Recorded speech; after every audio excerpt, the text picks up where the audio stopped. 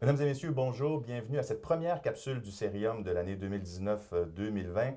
Assiste-t-on à un réchauffement des relations Iran-Arabie saoudite? Parce que la nouvelle est toute récente, elle date du 4 octobre, mais les deux puissances se seraient dites ouvertes à un dialogue indirect afin d'atténuer les tensions qui ont été particulièrement grandes ces temps-ci, enfin ces derniers temps.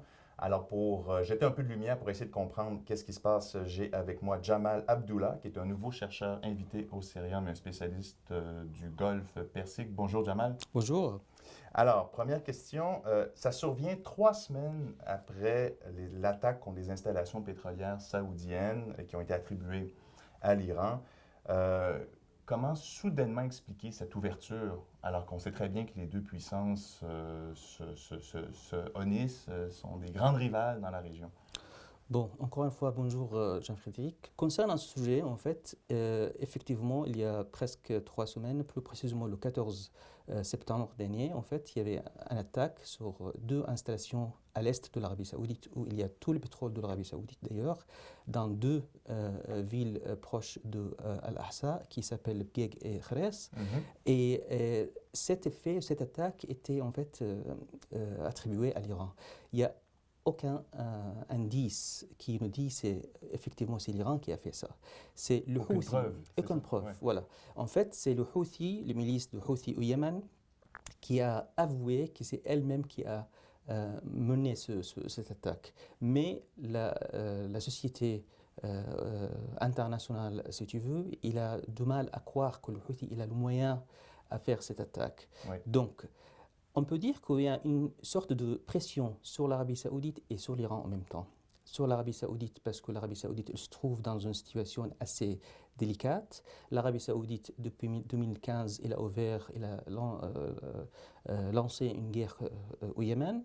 Il a lancé un blocage contre le Qatar. Il a arrêté plus de 214 émirs, ça veut dire princes et businessmen en Arabie saoudite, l'affaire de Ritz-Carlton. Donc il y a beaucoup de pression sur l'Arabie saoudite. En contrepartie aussi, il y a une pression sur l'Iran aussi. Parce que la société internationale, notamment la communauté internationale après les États-Unis, elle s'est retirée de l'accord 5 plus 1 avec l'Iran signé en 2015. Sur le nucléaire, là. Tout à fait, Sur sur le le programme nucléaire. nucléaire. Ouais. Donc, elle se trouve sous la pression. Donc, avec cette attaque maintenant, les deux pays, ils ont de pression.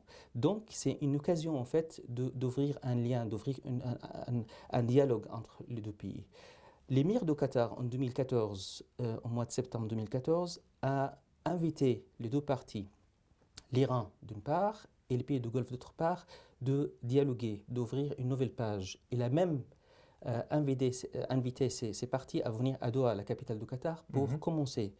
À cette époque, en 2014, l'Arabie saoudite a refusé cette invitation parce qu'elle n'était pas prête, en fait, à commencer. Maintenant, je pense que l'Arabie saoudite, il est bien coincé et il est prêt à accepter. C'est pour ça le Premier ministre de l'Irak, il est arrivé à Jeddah, en Arabie Saoudite, il y a quelques jours, et il a en fait proposé, ou peut-être il était demandé par le prince héritier Mohammed bin Salman, à conduire cette sorte de négociation ou de médiation avec Oui. l'Iran. Parce que c'est vrai, vous avez fait bien de le mentionner, parce que je crois qu'il y a Bagdad, mais il y a aussi le Pakistan, qui ont été appelés pour être d'éventuels médiateurs entre les deux, c'est ça? Effectivement, effectivement. Mais en fait, l'Arabie Saoudite, il trouve que Bagdad, il est plus proche parce qu'il fait partie de la région. Oui. Il y a beaucoup d'intérêt pour l'Arabie Saoudite en Irak. Donc, l'Arabie Saoudite, elle peut promettre le gouvernement de l'Irak à l'aider, à développer, à investir. Notamment maintenant, on voit maintenant il y a des mouvements en Irak. Donc, en contrepartie, l'Irak, il va faire ce rapprochement avec l'Iran parce que l'Irak aussi, notamment le gouvernement chiite, il a de bonnes relations avec l'Iran. On évoque le retrait des Américains de la région et le fait que les Américains ne seraient pas arrivés en appui, militairement en tout cas, du côté de l'Arabie saoudite pour punir l'Iran, aurait envoyé un signal à Riyad qu'ils ne pouvaient pas compter sur les États-Unis pour se défendre et que donc ils sentaient que c'était à eux d'assurer leur sécurité ce qui aurait pu les amener ou les pousser à vouloir se réconcilier ou faire un pas de réconciliation vers l'Iran? Effectivement, Qu'est-ce que vous en pensez? ce chapitre a été ouvert en fait en 2014-2015, même avant un petit peu, à l'époque de président Obama, quand il a annoncé sa nouvelle stratégie pour aller plutôt vers la mer de Chine. Donc ça veut dire retirer l'attention des États-Unis, des pays du Golfe, pour aller à l'est, en Chine, en Pacifique, tout à fait. Et du coup, depuis cet acte, si vous voulez, de la part de M. Obama, l'Arabie Saoudite, il a compris à l'époque, même les pays du Golfe, les petits pays du Golfe, ils ont compris qu'ils sont plus protégés par les États-Unis. C'est pour ça, d'ailleurs, quand l'Arabie Saoudite a annoncé la guerre au Yémen le 25 mars 2015, a annoncé cette guerre de Washington. C'est l'ambassadeur de l'Arabie Saoudite à Washington, à l'époque, c'était Adel Jubeir, qui est actuellement le ministre d'État des Affaires étrangères, qui a annoncé la guerre de Washington. C'est aussi un message pour les États-Unis, l'administration Obama, que nous avons compris le message et nous sommes prêts maintenant de prendre la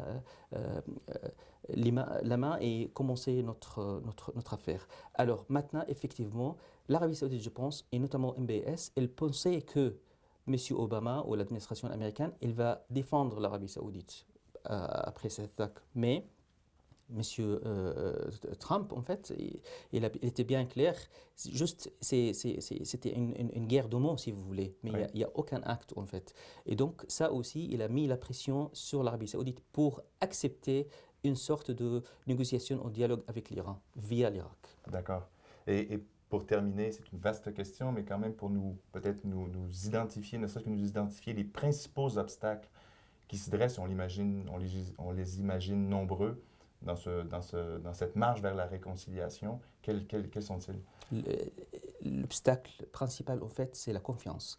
Il n'y a aucune confiance entre les deux parties. Je veux dire ici entre l'Arabie Saoudite et l'Iran. Et la confiance, c'est une question très importante.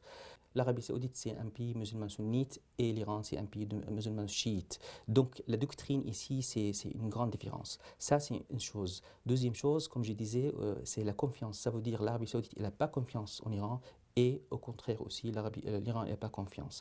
L'Arabie Saoudite, elle n'a pas confiance pour une raison très simple, en fait. C'est parce que, en fait, le niveau ou le système politique en Iran, c'est assez compliqué. Ça veut dire, en fait, en Iran, il y a trois niveaux. Il y a un niveau politique, il y a un niveau religion et il y a un niveau aussi législatif, si vous voulez. Ça veut dire, on imagine que l'Arabie Saoudite commence une négociation avec l'Iran et ils vont arriver à une solution. Cette solution, s'il n'est pas adopté par le Parlement iranien et par le Ayatollah Khamenei, elle ne sera pas active. Et du coup, il n'y a pas de confiance, en fait. Bien. Jamal Abdullah, merci beaucoup. Merci à vous.